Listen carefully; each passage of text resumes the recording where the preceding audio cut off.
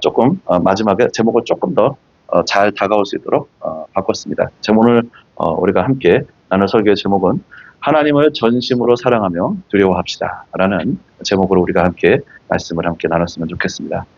지난주에 이어서 말라기서 말씀 1장 6절에서 14절 말씀으로 우리가 함께 나누려고 합니다. 그래서 지난주에는 우리가 말라기서 시리즈에서 첫 번째 강의를 우리가 시작을 했습니다.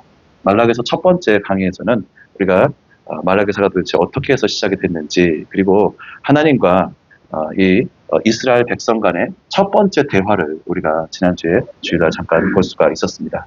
그래서 이스라엘 백성과 하나님과의 첫 번째 대화, 어떤 대화였냐면요. 이스라엘 백성들이 포로기에 열심히 잡혀갔다가 예루살렘으로 돌아와 있는 상황입니다. 돌아와 있는 상황에서 처음 이스라엘 백성들이 예루살렘으로 돌아왔을 때는 아무것도 없었습니다. 성전도 다 무너져 있었고, 그다음에 성벽도 다 무너져 있었습니다. 그래서 처음에 이제 성전을 세우다가 너무 힘들어가지고 멈췄습니다. 힘들어서 멈췄고, 다시 성전을 세우는 데까지 한 16년의 시간이 걸렸습니다. 그래서 성전을 학개 선지자와 스가랴 선지자가 와가지고 막 성전 세워야지, 성전이 있어야 너희가 제대로 설 수 있다 그러면서 이 이스라엘 백성들이 성전 앞으로, 하나님 앞으로 돌아올 것을 계속해서 선지자들이 그렇게 이스라엘 백성으로 하여금 하나님께로 돌아오라, 그런 메시지를 전했습니다. 그래서 성전을 세웠습니다.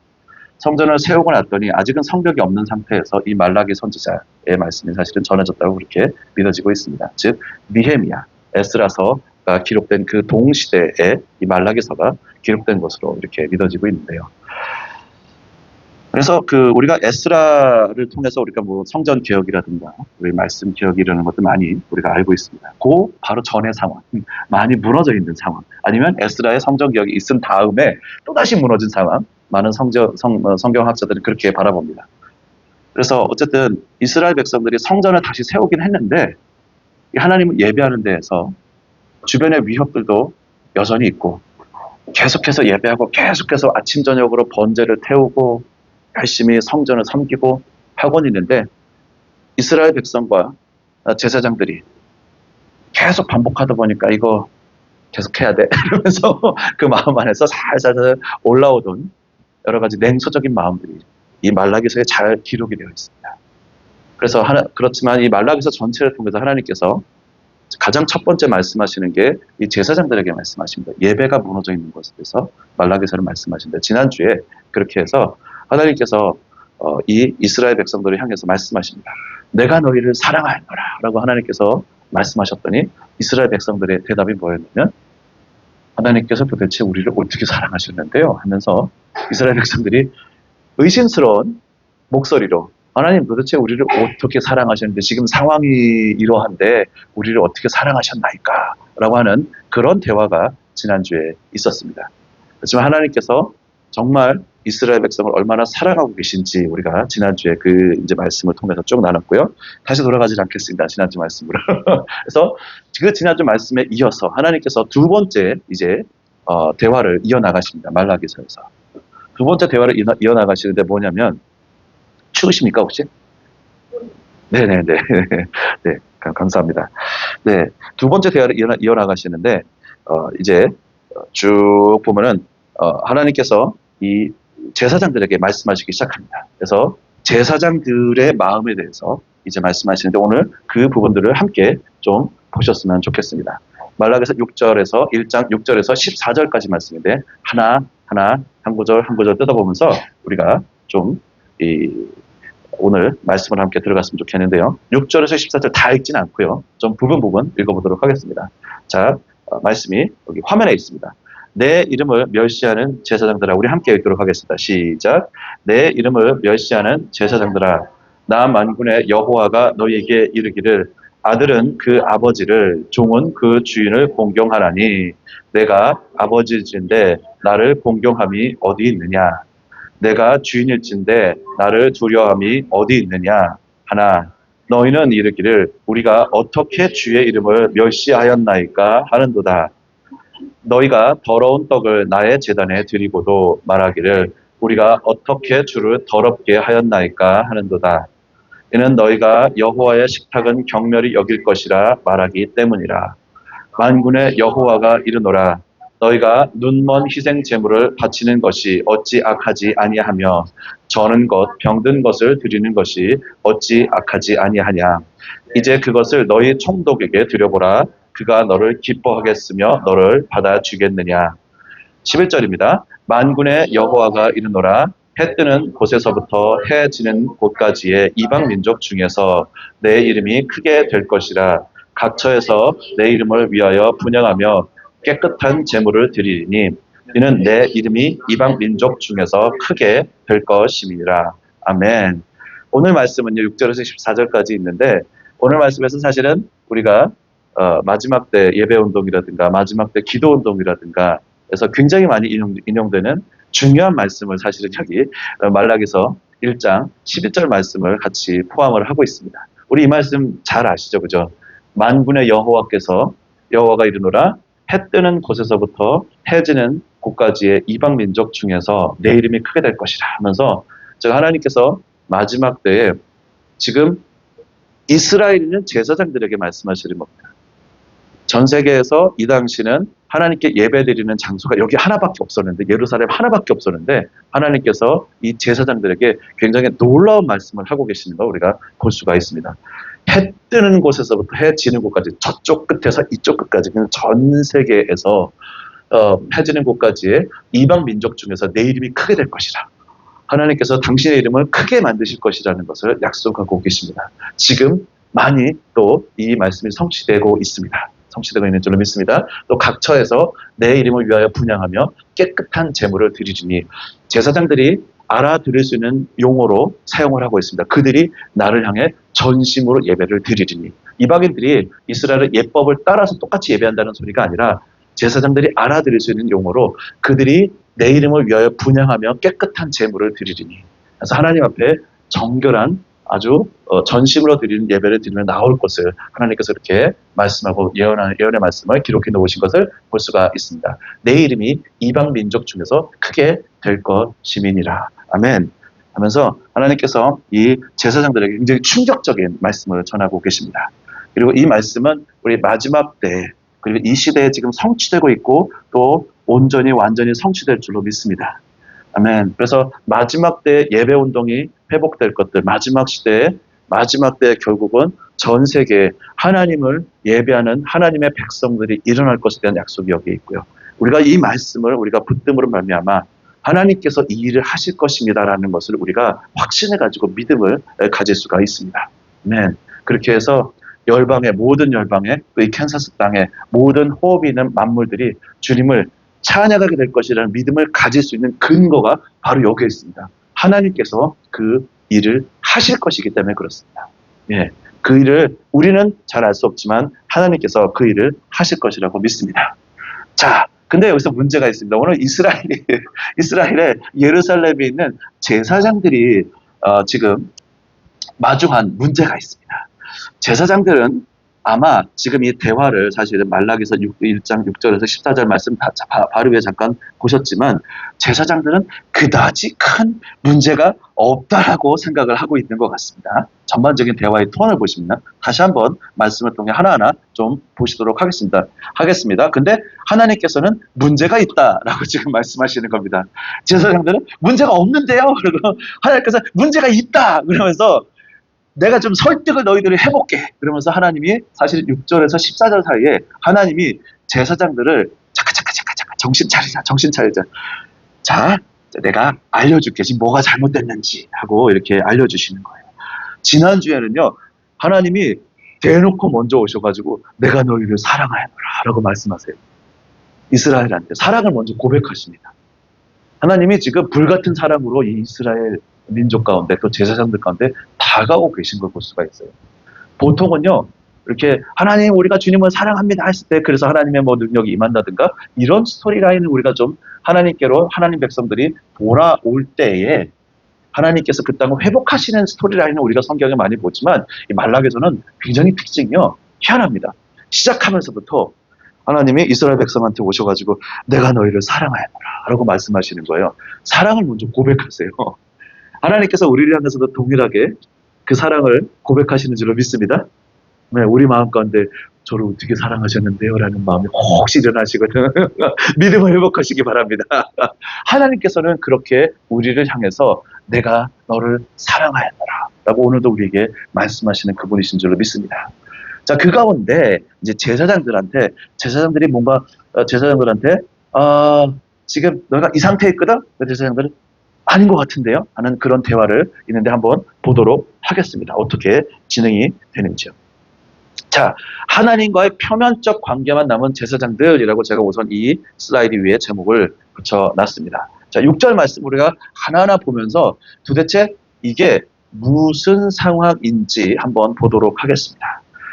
자, 하나님께서 요번엔 제사장들한테 아주 다이렉트하게 아주 직접적으로 제사장들에게 말씀하세요. 뭐라고 말씀하시냐면 내 이름을 멸시하는 제사장들아 하고 대놓고 앞에서부터 말씀하십니다. 보통은 우리가 예상하는 대화의 패턴은 내가 제사장들에게 말할 것이 있으니 하면서 이렇게 너희들의 마음을 내게로 돌리라 이렇게 말씀하실 수도 있잖아요. 좀 그렇게 순서를 잡아서 대화를 해 나오실 것 같은데 그러지 않으세요. 곧바로 그대로 들어갑니다. 내 이름을 멸시하는 제사장들아 하면서 제사장들한테 그렇게 아주 다이렉트하게 말씀하십니다. 그러면서 왜 너희들이 나를 이렇게 멸시하는지에 그 이유를 내가 얘기를 해줄게 라면서 말씀해 주세요. 나 만군의 여호와가 너희에게 이르기를 자 너희들의 상식에 아들은 그 아버지를 공경하며 맞습니다. 그죠? 이 이스라엘 백성들 가운데 지금 그게 굉장히 맞죠. 상식이죠.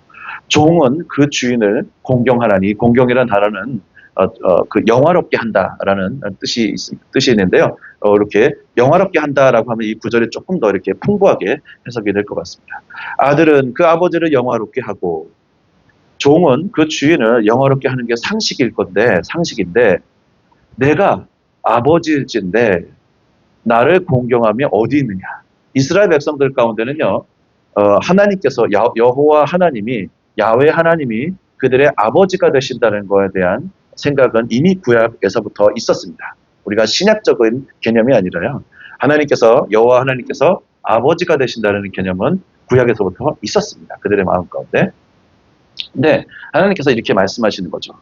너희들이 삶을 살면서는 아들이 그 아버지를 공경하는 게 너무 상식이지 않니? 그러면 아마 제사장들이 끄덕끄덕했겠죠. 이게 맞지? 그러면서 그 다음에 종이 그 주인을 공경하는 게 맞지 않니? 아마 제사장들이 그렇게 끄덕끄덕 했을 겁니다. 맞습니다. 그런데 내가 아버지일진데 나를 공경함이 어디 있느냐라고 하나님께서 이스라엘 백성들에게 나를 향한 공경함은 도대체 어디 있느냐라고 물으시는 거예요.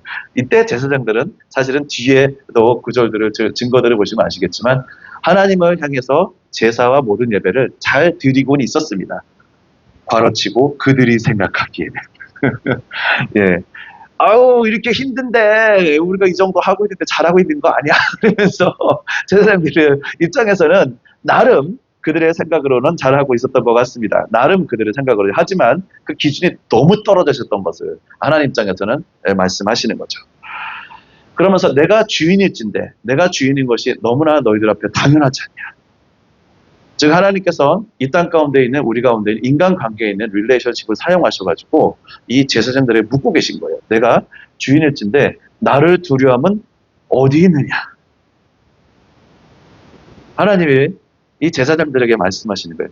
나를 향한 공경함과 나를 향한 두려움은 도대체 어디 있느냐. 우리가 신앙생활을 할 때 우리가 자주 사용하지 않는 사실은 정서와 용어가 하나님을 두려워함, 또 두려움이라는 단어는 사실은 우리 기독교와 교회 안에서 많이 사용하는 단어는 아닙니다.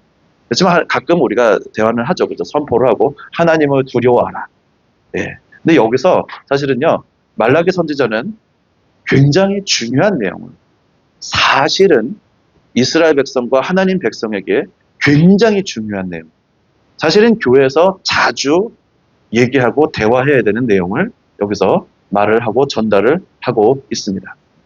하나님을 두려움이라는 이 주제는요, 사실은 우리 삶 안에 굉장히 중요합니다. 언제 가장 중요하냐면 죄가 관영하는 시대에 가장 중요합니다. 죄가 관영하고 죄가 우리의 거의 문턱까지 다 와가지고 엎드려져가지고 이제 우리 앞에 너무 가까이 와 있는 이 시대에는요, 하나님을 두려워한다라는 게 사실은 우리 가운데 새롭게 다가와야 되고, 지금 이 마지막 시대에 들어가고 있는, 이미 들어와 있는 이 시대에 우리 세대 그리고 다음 세대에게 전수해 줘야 되는 굉장히 중요한 가치이고, 우리 삶 가운데 새롭게 서야 되는 굉장히 중요한 가치 중에 하나입니다. 하나님을 자 여기서 앞에서부터 예화를 한번 드리면서 전반적으로 우리가 한번 이 핵심 가운데 한번 나가 보도록 하겠습니다.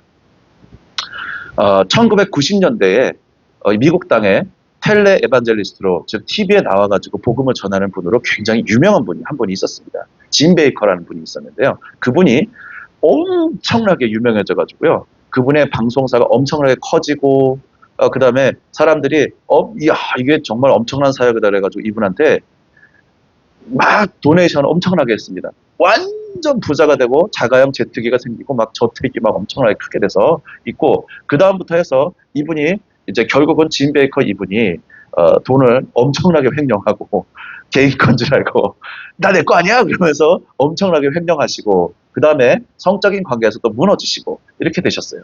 그래가지고 이제 이분이 결국은 감옥을 가시게 됐습니다.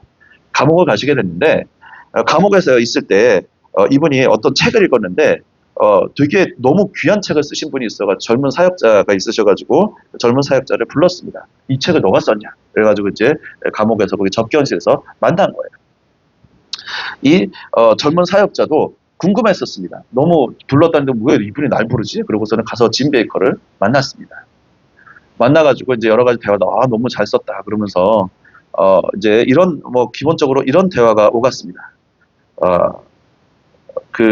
이 짐 베이커라는 분이 이분한테, 존 비비어인데 젊었을 존 비비어가 젊었을 때의 간증인데, 이 존 비비어랑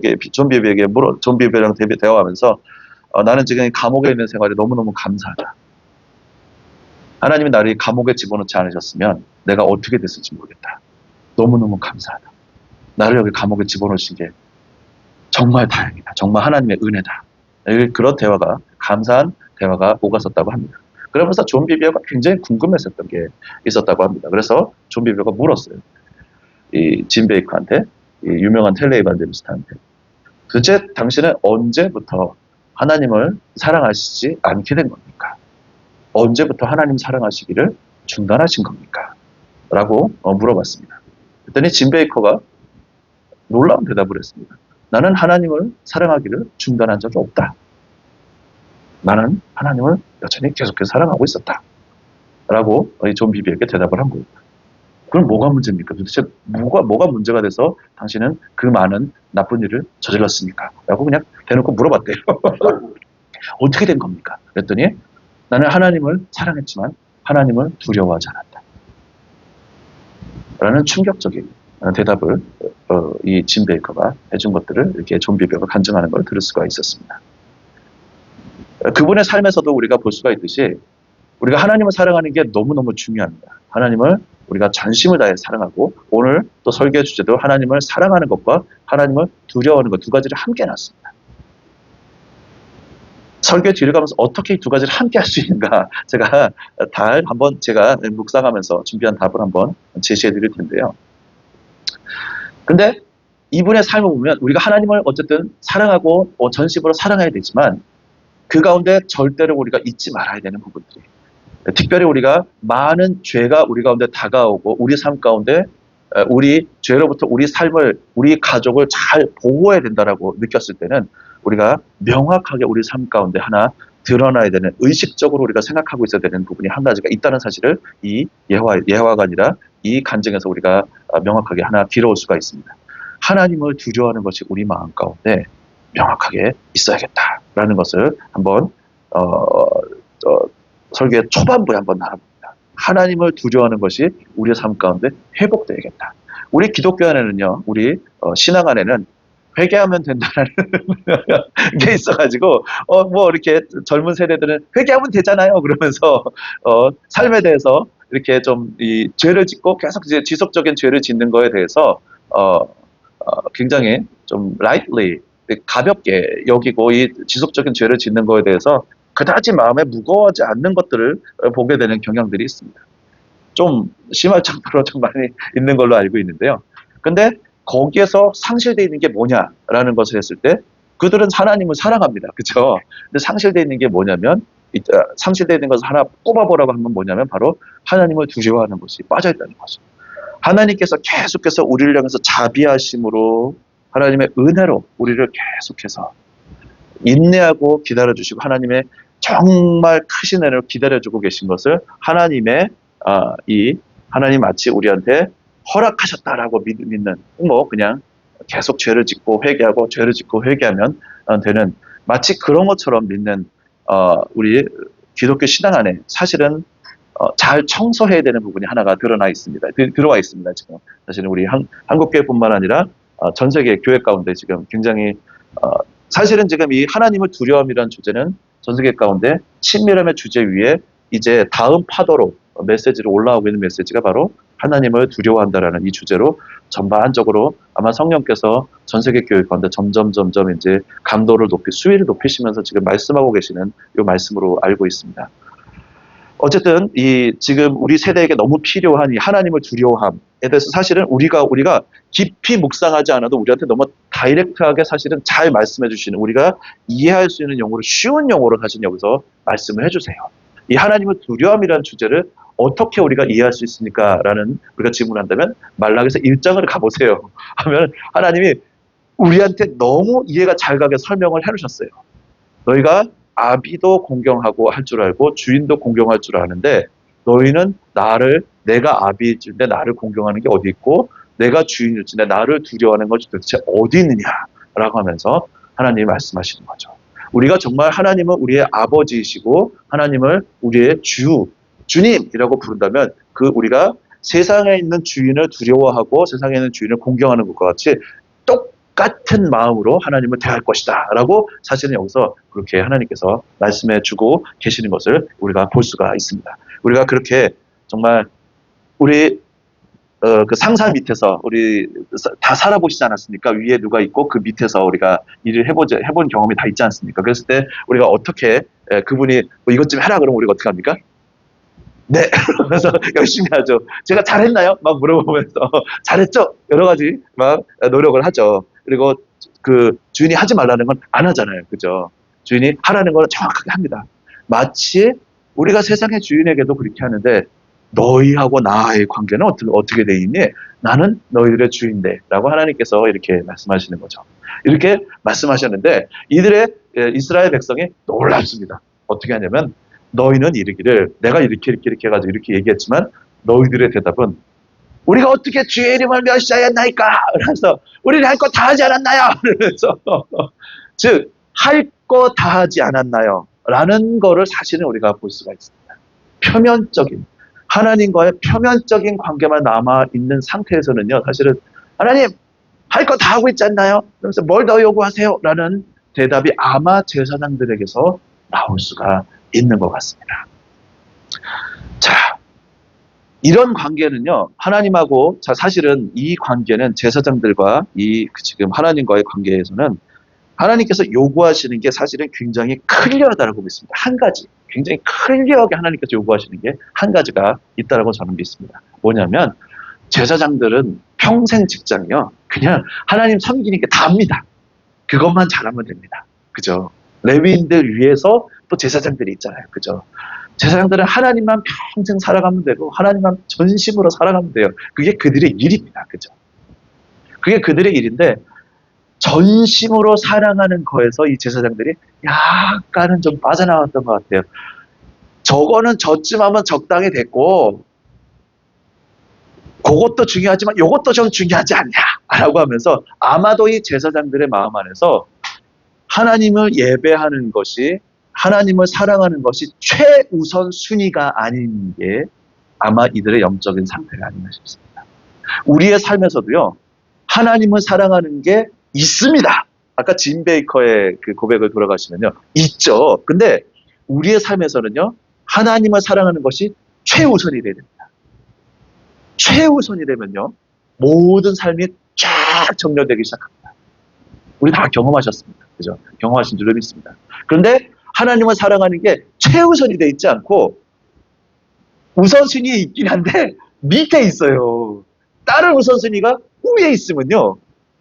그러면 사실은 다른 상황에 근거해가지고 이 하나님을 사랑하는 거는 밀리는 거예요. 때로는 밀리고, 아예 좀 올리기도 하고 밀리기도 하고, 너무 밀리면 안 되지. 요 정도쯤에는 계셔야지 하면서, 즉, 여기서 사실은 하나님께서 이 말라기서에서 제사장들에게 요구하시는 거는 너희들이 나를 사랑하는 거는 너희들의 삶에서 최우선순위가 되어야 되지 않겠느냐라고 아마 제사장들을 부르고 계시지 않나 싶습니다. 이것은 이 구약에 있는 말라기서 말씀뿐만 아니라 사실은 하나님께서 구약 처음부터 신약까지 다 말씀해 놓으신 것을 볼 수가 있는데요. 사실은 이들의 사랑과 예배를 보자면, 이름을 붙여보자면 적당한 사랑과 예배. 적당하다는 것은 다시 한번 다른 용어로 바꾸면은 하나님을 사랑하고 예배하는 게 최우선순위에 있지가 않은 거예요. 우선순위에 있긴 한데 적당하게 떨어져 있는 거예요. 이렇게 있으면요. 사실은요. 적당하게 우리가 하나님을 사랑하면 사실은 삶에서 한 번씩은 경험해 보셨을 것 같은데요. 우리가 하나님을 적당하게 사랑하기 시작하면 무슨 일이 일어나면요. 타협이 일어나기 시작합니다. 적당하게. 즉 하나님을 사랑하는 것이 맨 위에 있지 않고 조금 떨어져 있으면 위에 있는 거랑 계속 타협이 되기 시작하는 거예요. 밀려.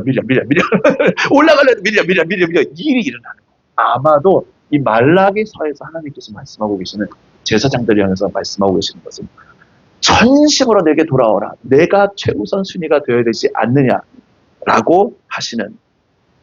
자, 이 두 가지를 꼭 비교해 보시기 바랍니다. 우리 삶에서요. 전부를 드리기를 원하는 사랑. 여기에 사실은 제가 다양한 용어를 쓰고 있습니다.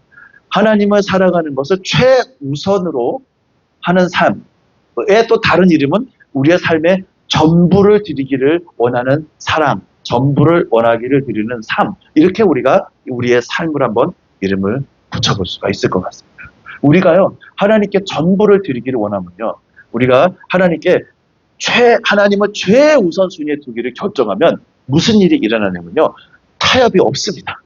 안 됩니다. 그분은 맨 위에 있으셔야 되고 다른 게 들어올 여유가 없죠, 그죠? 요거는 안 바뀌는 거예요. 그분이 맨 위에 있는 걸 위에 있는 게요.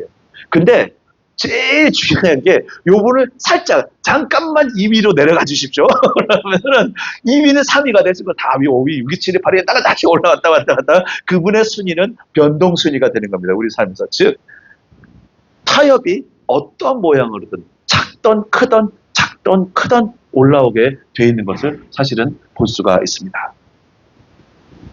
우리 삶에서요. 하나님께서 우리의 삶에서 주신 하나님을 사랑하는 방법은요. 사실은요. 한 가지밖에 사랑하는 방법을 주시지 않았습니다. 이거요. 전부를 드리길 원하는 사랑으로 사실은요. 우리한테 한 가지 옵션밖에 사실 안 주셨습니다. 우리 삶에서. 근데 우리는요. 살아가다 보면 적당히 사랑하는 거를 우리가 실수로 택할 때도 있습니다. 근데 우리한테 주신 유일한 옵션은요. 하나님을 전심으로 사랑하는 것. 그분을 최우선순위에 두고 살아가는 것. 이것밖에 우리한테 사실은 옵션을 안 주셨어요. 아마도 그게 우리 삶에서 가장 안전한 삶이기 때문에 그렇게 말씀하셨을 수도 있을 것 같습니다. 너희들이 나와 관계를 유지하고 너희들이 이 땅에서 나의 축복 가운데 살아가기에 가장 안전한 방법을 얘기해 줄게요. 이렇게 살아가. 예수께서 이르시되 내 마음을 다하고 목숨을 다하고 뜻을 다하여 주 너의 하나님을 사랑하라 하셨으니 이것이 크고 첫째 되는 계명이요. 이 말라기서에서도 그리고 이 신약에서도 하나님께서 하고 계시는 말씀은 동일하게 한 가지. 나를 예배하는 것을 가장 최우선순위에 올려놓지 않겠느냐. 그리고 나를 사랑하는 것을 최우선순위에 올려놓지 않겠느냐. 아마 하나님께서 이것을 우리에게 말씀하고 계신다라고 믿습니다. 그리고요, 저는 이 전심으로 하나님을 사랑하는 이 한 가지는요, 정확하게 하나님을 두려워하는 삶하고 정확하게 연결된다라고 믿습니다. 자, 앞에 슬라이드로 잠깐 올라가면요, 전부를 드리기를 원하는 사랑은 타협이 없습니다. 하나님이 최우선이니까 내 삶에서 하나도 오점을 나는 허용하고 싶지 않아. 율법주의가 되는 게 아니라 그냥 하나님도 사랑하고 싶어요. 넘어져도 제발 이거 빼내고 싶어요. 하나님 도와주세요. 이러면서 우리가 기도하게 돼 있죠. 즉 전심을 드리는 사랑은요, 하나님을 두려워하는 마음과 직결됩니다. 그죠? 왜냐하면 하나님을 계속 최우선 순위에 두고 그렇게 살아가고 있으니까, 임재의식이 있으니까, 하나님이 계시다는 내 삶에. 근데 전심을 드리지 않기 시작하면요, 적당한 사랑으로 하나님 사랑하는데요. 그러니까 한번 제사장 것처럼 사랑하는데요. 제물도 다 드리고 다 하고 있잖아요. 하나님 거 다 하고 있는데 무슨 말씀이세요? 라고 사실은 제사장들이 하고 있는 거예요. 이 말라기서 1장에 있는 이 상황은. 적당한 사랑과 예배는 다른 우선순위 아래로 두루룩 떨어지게 돼 있고, 즉 거기 안에서는 여러 가지 많은, 사실은 하나님은 아까 짐 베이커가 얘기한 바로 그 상황 가운데 들어갈 수가 있는 거죠. 나는 하나님 여전히 사랑하고 있는데 하나님이 최우선순위가 아닌 거예요. 사실 짐 베이커가 사랑했다고 하는 것은 뚝 떨어져 있고, 그래서 하나님을 두려워하는 마음과 분리돼서 넌 하나님 여전히 사랑하는데 죄는 지을 수 있는 거예요.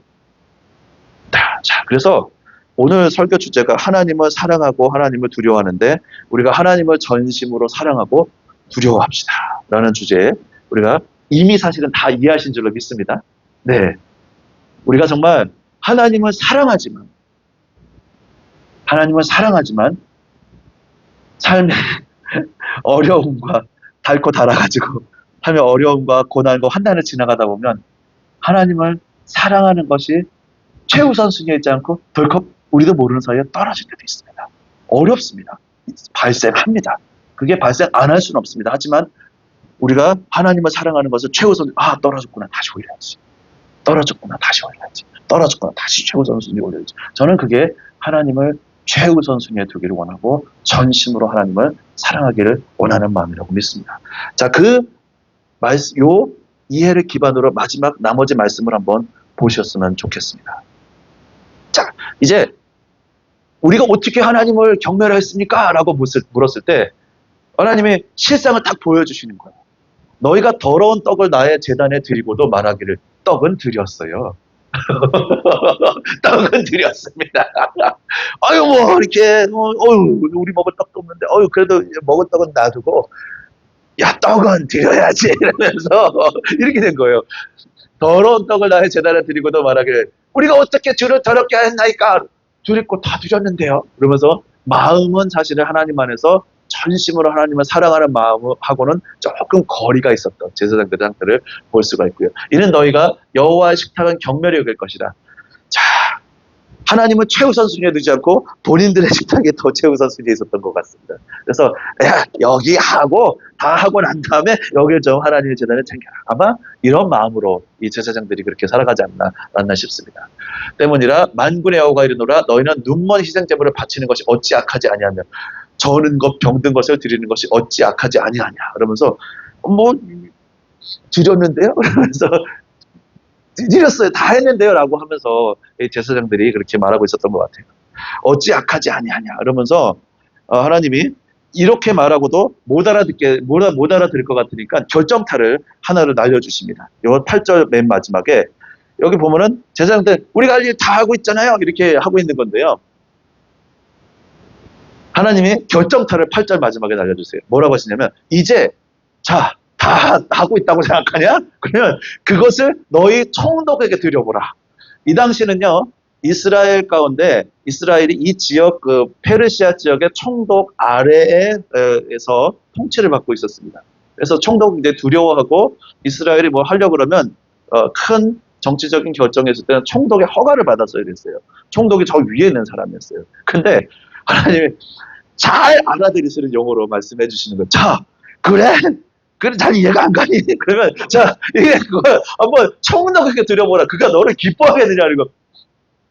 아니겠죠? 그래서 아마 제사장들이 너무 잘 알아들을 수 있는 용어로 뭔지 모르겠지만 우리가 뭔가 잘못되어 있구나. 그러면서 하나님과의 우리의 관계가 뭔가 잘못되어 있구나라는 것을 금방 깨달을 수 있도록 사실은 하나님께서 잘 얘기를 해주시는 거죠. 총독은 100% 두려워하고 있는 걸 정확하게 볼 수가 있습니다. 여기서 이 제사장들이 특히요. 근데 하나님은요, 하나님은 글쎄 얼만큼 두려워하고 있는지 도대체 잘 모르겠습니다. 10%? 20%? 잘 모르겠습니다. 즉 하나님께서 이 이스라엘에 있는 예루살렘의 제사장들 안에 회복되어야 되는 마음이 하나를 보여주시는 겁니다. 이 두려움이라는 단어를 통해서 너희들이 인간 세상에서 권세자와 권위자를 두려워하는 마음들이 있지 않느냐. 동일한 마음으로 그 마음이 나에게도 세워져야 되지 않겠느냐. 나에게로 돌아오라. 이렇게 하나님께서 이 특별히 제사장들, 왜 제사장들을 향해서 첫바따로 얘기를 하시냐면요. 첫바따로 이스라엘 말라기서 전체 중에서 제사장들의 삶은요. 이스라엘 백성들이 보고 배우는 삶이 되기 때문에 그렇습니다. 제사장들의 삶이 흐트러지기 시작하면은 이스라엘 백성들은 제사장들이 하고 타협하는 것들을 보고 그대로 배우게 돼 있는 사회 시스템이었습니다. 제사장들은 또 이 사람들을 가르치는 역할을 했습니다. 즉 우러러보는 역할을 우러러 봐지고 있었는데 백성들에 의해서 이 제사장들이 하고 있는 모든 판단 기준과 가치관의 기준들은 그대로 이스라엘 백성들에게 전달되게 돼 있거든요. 그래서 아마도 하나님께서 제사장들에게 제일 첫바따로 제발 똑바로 서라. 너희들이 똑바로 서 있어야지. 잘 모르는, 나에 대해서 잘 모르는 이 백성들이 나와 함께 설 수 있지 않겠느냐. 이들이 은혜 가운데 나오는 통로로 제사장들을 삼아 주신 것들을 볼 수가 있습니다. 우리 입장에서 우리가 한 번만 정리하고 이제 말씀 마치는 방향으로 쭉 달려보도록 하겠습니다. 우리는요, 우리는 하나님께서는 죄인된 우리를, 그리고 하나님을 알지도 사랑하지도 않던 우리들을 그리스도의 피로 구원하시고 그분의 보호자 앞에 나아가는 하나님의 백성이 되게 하셨습니다. 이스라엘 백성들은 성전 우악 하고 딱 하고 하나님 앞에 막 양 잡고 뭐 비둘기 잡고 다 해야 돼요. 근데 우리는 그거 안 해도 하나님 보호자 앞으로 쫙 직진해서 나갈 수 있는 하나님 백성이 너무 감사하게 됐습니다. 그렇게 됐어요. 그래서 예수의 피를 힘입어 성소에 들어갈 담력을 우리가 얻은 자들입니다. 우리는 또 우리의 정체성은요, 밑에 보시면은 위에 먼저 보시면요, 우리는 자격이 있어서 그분의 보좌 앞에 나가는 존재가 아닙니다. 그죠? 뭐냐면 이 히브리서 말씀이 우리가 하나님과 우리의 관계를 너무 잘 설명해 놨는데 은혜를 얻기 위해 그분의 보좌 앞에 나가는 존재들입니다. 그러니까 우리가요, 은혜가 부족해. 하나님 너무 막 가난해요. 라고 하거나 하나님 왜 이렇게 은혜가 없어요. 즉 우리가 은혜를 가득 채우고 나서 하나님 앞에 나아갈 자격을 다 채우고 나가는 게 아니라 하나님 당신은 필요해요. 그렇게 우리를 나올 수 있도록 은혜와 자비하심을 우리를 초청하세요. 어떻게 하냐면 그러므로 우리는 긍휼하심을 받고 때를 따라 돕는 은혜를 얻기 위해 은혜의 보좌 앞에 담대히 나갈 것이다. 와, 이방인의 뜻 우리에게는요, 하나님의 보좌 앞으로 나아가서 은혜 받기 위해 하나님의 보좌 앞으로 나오도록 얼마나 큰 문을 열어놓으셨는지 모릅니다. 여기에 히브리서 기자가 너무너무 설명을 잘해놨어요. 하나님의 보좌 앞으로 나아가는데 우리한테 희망과 소망을 주는 말씀을 기록해놨습니다. 은혜를 얻기 위해 그분의 보좌 앞으로, 이 보좌 앞으로 나아가는 목적과 소망을 우리에게 주고 있는, 즉 하나님 은혜가 필요합니다. 은혜 주세요. 우리가 매번 그렇게 예배 가운데 나아가서 은혜를 받을 수 있는, 또 그분을 예배하고 찬양하기도 하지만 우리가 얻게 된 그 하나님 앞의 보좌는 우리가 나아가서 은혜를 받을 수 있게 된 보좌입니다. 근데 여기서 우리 지금 아까 말라기서 말씀은 말라기서에 있는 제사장과 하나님과의 관계였지만 지금 이 하나님께서 예수 그리스도의 보혈의 십자가를 통해서 열어놓으신 이 상황 가운데 문제가 어떻게 발생할 수 있는지 한번 보도록 하겠습니다. 자, 우리는 그리스도의 피로 인하여 담대히 하나님의 보좌 앞에 나가 그분을 뵐 수 있는 존재들이 됐습니다. 특권이 있습니다. 그죠? 두 번째, 우리는 죄와 허물을 그분께 아뢰 때 그분은 우리를 모든 불에서 깨끗게 하신다. 죄사함이 있습니다. 할렐루야. 세상에 이런 감사한 일이 어디 있습니까? 근데 여기서 문제가 발생할 수 있습니다. 그러나 이것이 우리가 본문의 제사장들처럼 스스로 속이고 두 마음을 품고 살아도 됨을 말하러 가시는 것은 아니다 라는 것을 사실은요, 지금 우리 시대에 하나님을 향한 두려움이 회복되어야 되는 이 세대 가운데 아마 주시는 메시지가 아니신가 싶습니다. 즉 죄사함, 특권 다 있으니까 우리가 굉장히 많이 받았죠. 그죠? 이게 은혜입니다. 근데 가끔 가다 보면 이 특권과 이 죄사함의 모든 게 다 우리 것처럼 여겨져가지고 당연한 것처럼 여겨져서 이것도 있고 내가 저 삶도 살 수 있고 이 삶도 살 수 있는 마치 옵션처럼 우리의 삶이 혹시 다가오지는 않는지. 즉 두 마음, 세상 것도 택하고 하나님 것도 택할 수 있는 것이 아니라 아닌데 사실은 우리 마음 가운데 혹시 이런 두 마음이 들어올 수도 있다는 것에 대해서. 그래서 죄를 한쪽에는 품고 살아도 괜찮아. 세상 다 그렇게 살지 않나요? 그러면서 우리가 이렇게 하나님을 두려워하여서 우리가 좀 살아가야 되는 부분이 있습니다. 그래서 영화에서 굉장히 중요한, 저는 아주 우리 삶의 핵심을 찌르는 대사를 하나를 봤습니다. 영화 부당거래에서 유승범이 부패한 검사 역입니다. 그래서 굉장히 좋은 컨텍스트에서 환경화에서 한 말은 아닙니다. 유승범이 멋진 말을 근데 하긴 해요. 뭐라고 하냐면은 호의가 계속되면 그게 권리인 줄 알아요. 그래서 유승범이 딱 내뱉는 말이 있습니다. 즉 하나님의 자비하심이 쫙 계속 부어지고 있는데 우리는 제사함과 특권이 있으니까 우리는 제사함과 특권으로 우리 다 의롭게 된 자들이에요. 맞습니다. 맞는데 그게 하나님의 호의와 사랑이 우리 삶 가운데 계속해서 부어지고 있으니까 이거는 내 거 이미 확보한 거. 즉 여기를 향해서 전심으로 달려가서 여기 이 하나님의 은혜와 자비하심 가운데 살기를 결정하는 게 아니라 그냥 이거는 내가 이미 확보한 거.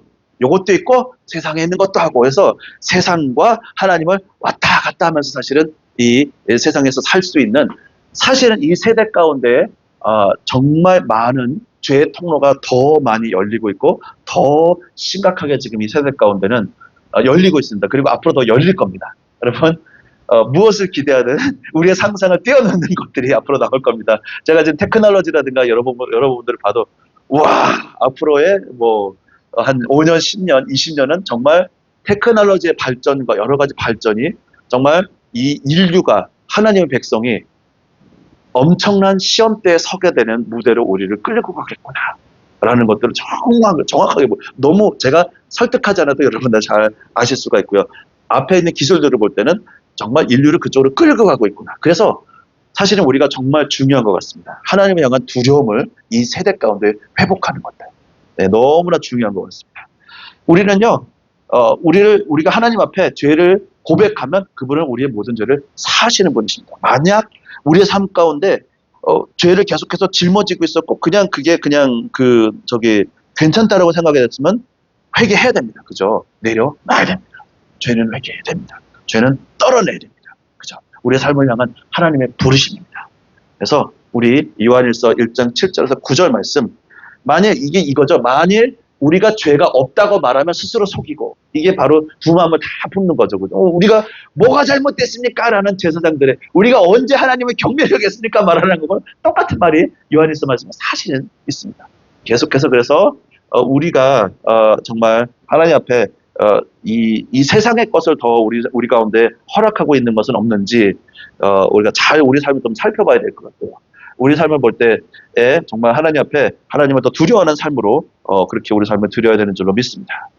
저는 이 설교를 준비하면서 그래서 하나님, 제 삶에 있는 하나님을 정말 두려워하지 않았던, 뭔가 방만하게 제 삶을 풀어놨던 부분이 뭐가 있을까 했을 때 금방 발견이 됐습니다.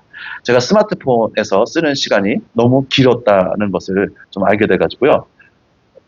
스마트폰 쓰는 게 죄는 아닙니다만 스마트폰에 쓰고 있는 시간들이 길어지면 길어질수록 하나님 앞에서 집중할 수 있는 시간은 줄어듭니다. 그죠? 그래서 스마트폰에서 있는 수많은, 저희는 티네이저 아이들이 있어서, 그리고 어린 아이가 있어서 스마트폰 게임을 사실은 옛날부터 많이 아이들과 함께 하면서 재밌게 많이 해왔습니다. 근데 스마트폰 게임을 설치해 놓으니까 더 하게 됐잖아요. 그죠? 저희 부부도 앉아가지고 가끔은 이렇게 블록 맞추고 이런 게임을 합니다. 서로 이제 하루가 다 끝나면은 하는데 점점점 그런 시간들이 늘어나고, 페이스북이라든가 이런 데 있는 시간이 너무너무 많이 늘어나고 있는 거예요.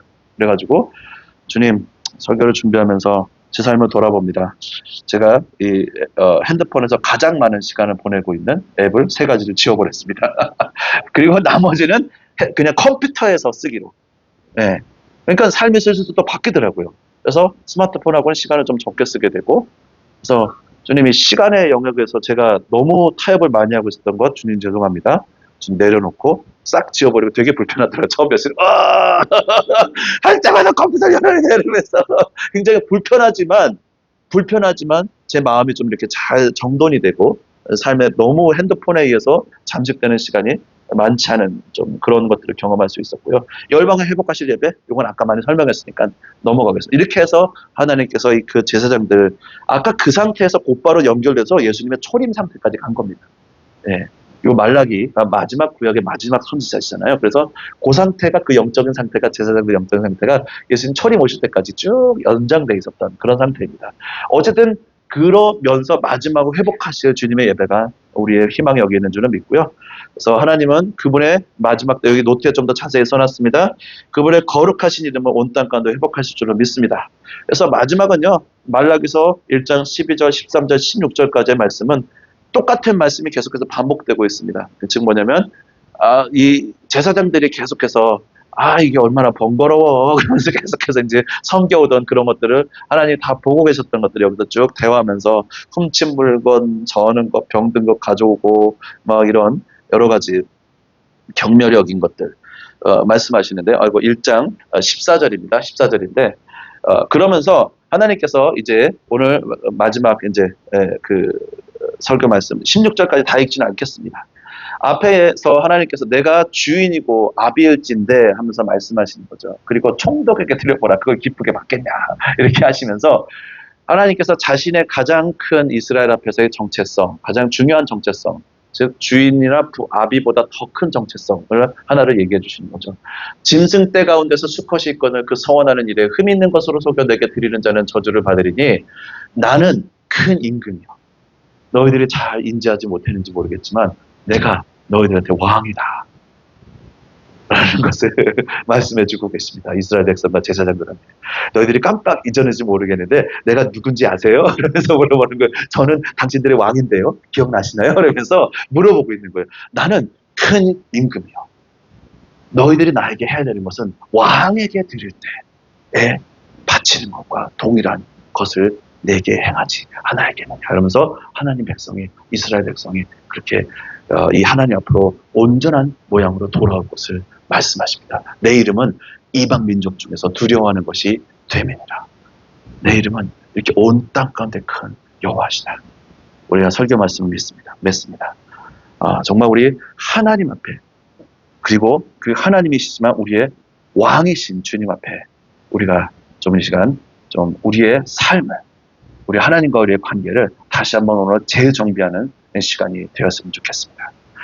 우리가 이 세상의 왕과 세상의 그 또 주권자들과 총독과 또 주와 우리의 주인과 또 아비를 공경할 때 공경한처럼 우리가 하나님을 그렇게 섬길 수 있는, 전심을 다해 섬길 수 있는 자들이 되었으면 좋겠고, 그리고 또한 하나님을 두려워한 자들로, 하나님을 두려움으로 더욱더 사랑할 수 있는 그런 자들이 되었으면 좋겠습니다.